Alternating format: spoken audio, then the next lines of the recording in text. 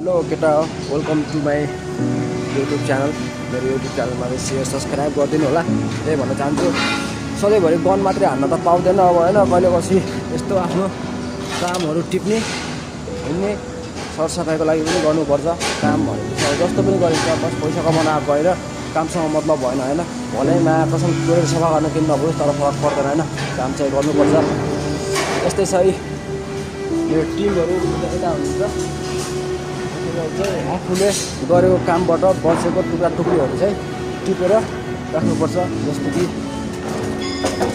यसलाई भन्छ पट्टी भन्छ।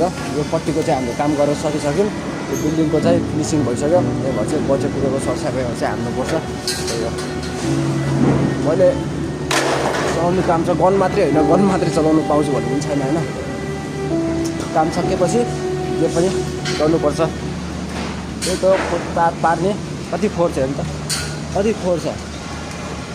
रहर हो यो, रहर हो होइन नि त, बाध्यता हो।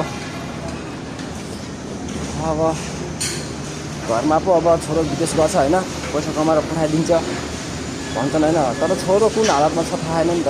त्यही घर फ्यामिलीलाई खुसी दिनको लागि चाहिँ यहाँसम्म आएको छु म। सङ्घर्ष गर्नै पर्छ, सफलता छैन पाएको। सब कुरा दर्दनाक भयो। उमेरले 21 पुग्यो, विदेशतिर पनि आइयो, यता त्यही त हो। यति राम्रो त भलक बनाउन आउँदैन होइन, म पनि भर्खरै सुरुवात हो। अहिले केटा हो, आजको मेरो काम भन्ने यही हो। मेरो काम चाहिँ यही हो आजको होइन, तर जस्तो सुकै काम भयो भने गर्नुपर्छ है।